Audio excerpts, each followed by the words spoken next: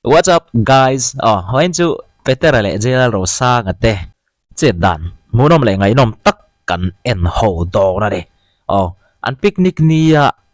J.Rosanga zai lo support dan en pot tiang.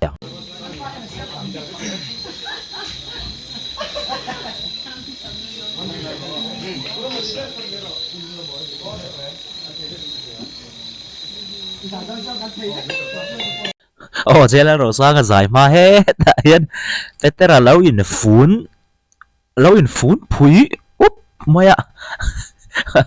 phui ngal khop vai ki rozi te dan ni var maya anh tin nghe che zel don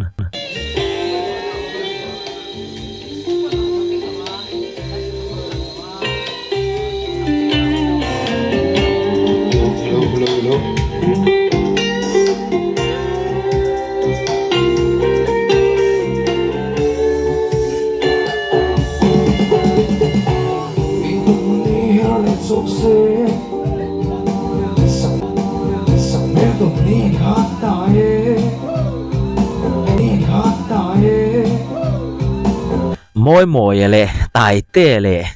bi kia an ron lam chua cả gắn tài tê bốc khi nì hey cá sợi ngầm lâu ai còn lai khan an lam tắc tắc mai hết rồi an trăng khá cho tiếng thir khổ tin ớt mày hi ang in chung trăng tiếng thir hi tung zong hen thak hai cho mi in sorry bol ang vel hi ni thin te lam khong ớt zel ma hey ron bay khong pay lệ for khop mai pui chầu đó nè đi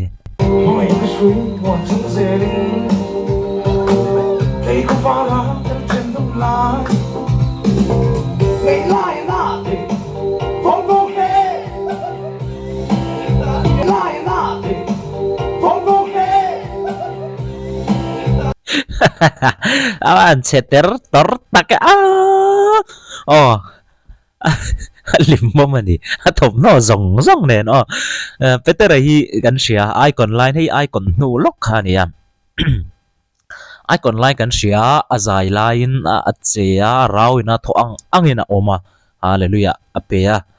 ahuna chuan serious ani amaro chu backstage sa thian ten zaya lo support chon alam lop mai lo lop mai no pangchia takin a khosamaya apatling to mani se ei tuna po chehlim mom bera tang le ni ahun le hmun a thliar sang thiam hei ring tu dik tak te ti tur kativet la tani ahun le hmun thliar thiam then khat chu in muam up tlat mai te hlim hun a po khang kha chu ni velo ni mi ne lom mi hlim mol om nuam tak ani don chiang ani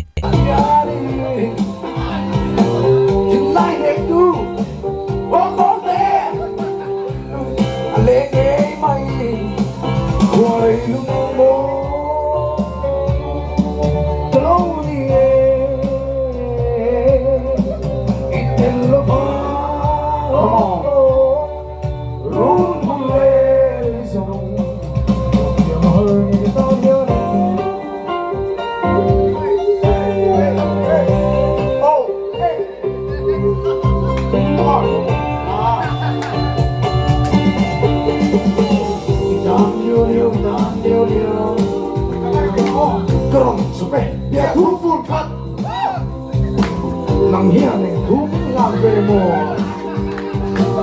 tin na on lo ho ke hu ai lai na te phong ne mo tang hian ni ai thầy he mi trum hi chuan J.Rosanga ai performance ron thalom tlat mai Peter na main role ron play ron ne so khop maya ai mi a side dancer big role a chuan ron che pui khop maya chuan he ta kan lo mu maya bi ke lam ki ti ngai na ma ka shalo ni an ti viau don thina amaro chu angai na ra big vak lo ni lam panga chuan moi po mong ron shake mong ron tun na ni beri ni po hey hi ni sei hey hi Peter hi ni sei pui kap mai in lai ne tu o te lum le nge mai khoi lum lo ni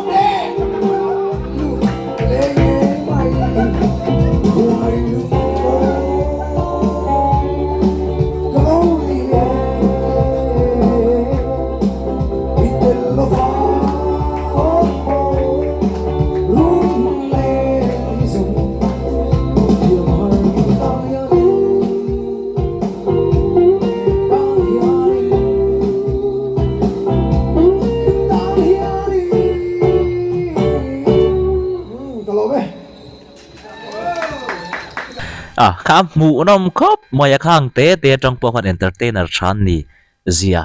lệ ăn chế về reng reng mizoram bị bụi tên cắn lụt zia alang chiang viau mày hia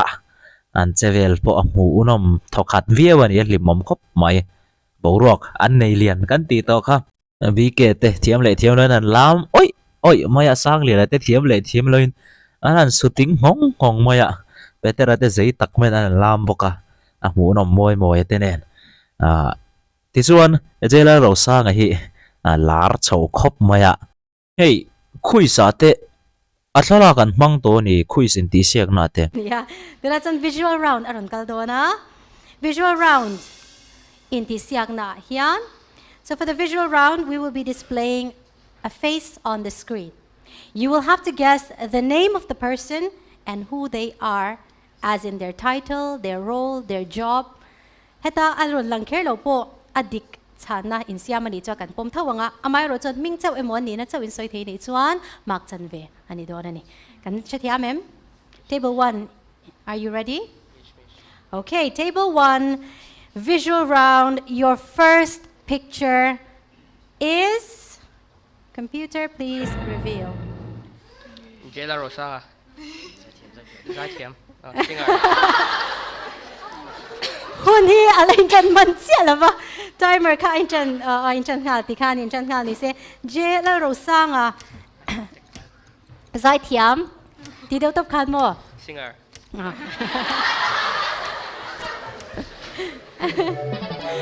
J.Rosanga singer zai thiam ti chu chana dikaniem computer khongain. J.Rosanga 2024 Youth Icon Top 5 Peak People's Icon ania ani na le athiam na chu zai thiam ani na khania kan pom sak don nia.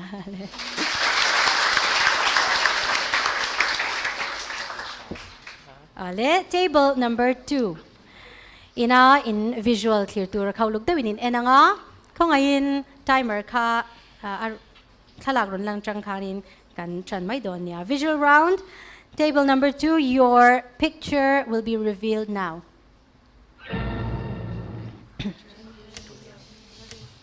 Jeremy Larinunga, weightlifter.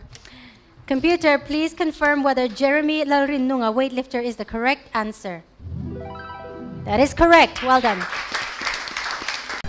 School sanga re ribbon competition quiz competition tel tur chuan an school a pole kha thiam theiril ru chak rual le khazir tai marual an than khom de uvek karinga chung poina an hriat thei tura an rin J.Rosanga alar thokhat ti chu hriat ani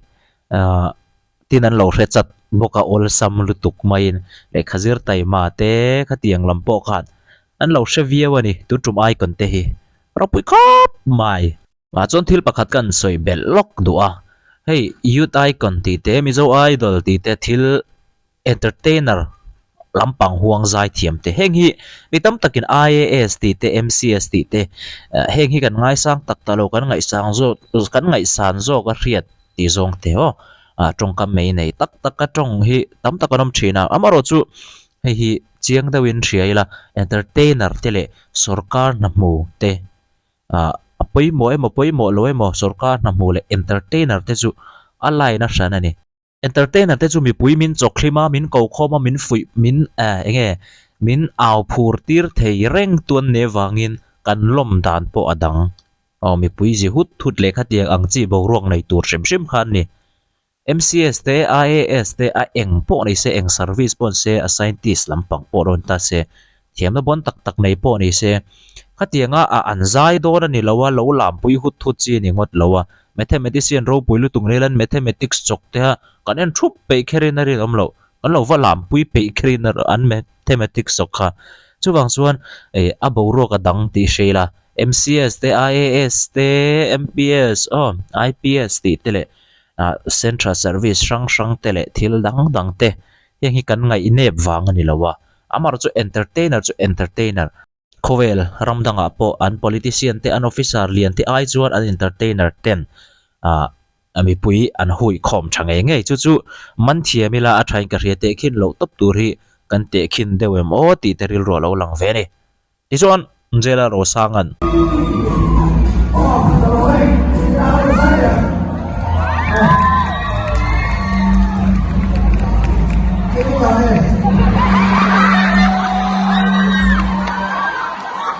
hay tu thang nghe tiền này số này tu tới bọn hụt xịa tóc rèn rèn mi giải lại nào là vô phòng tí rèn rèn thôi cả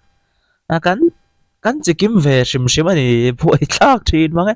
he test paper hi aron viral heta anzona sap chonga da tur hian J.Rosanga chuan omoi takani youth icon sang ni som ni pali ian ngaim ti te ni he sap chongin anan leta J.Rosanga has a beautiful voice. Did you watch youth icon 2024 antia he zirtir tu hi fakom ka tikop maya ein update pe don ti hriat ani zirtir tu thuak thatak le zirtir tu fingfel takani don ti hriat no pangte benga lut thei tur no pangte thuak ka lut thei tur cha nuaman ti tak tur chumi mang chuan an sap trong zirna ti teng sap trong ale tur thil an ron siama a tha ni heng hi thuak ka lut thei tur chia in zirtir thiam tak ena men zirtir chuan kan hriat te hi rei bi ka kan thiam te hi nget bi ka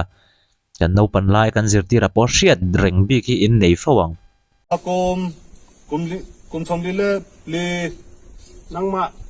hơi nghe kaldon cái mà nó làm về speak kaldon nang ma min nghe cái mà mình như là mình làm mô motor tu nghe ku tonga ni ong cái mà motor anh ấy chú nang ma fa ingan ni to em fa pani fa nu pakhat kan nei chu nang ma ingnai to em ke ma service ka tho do na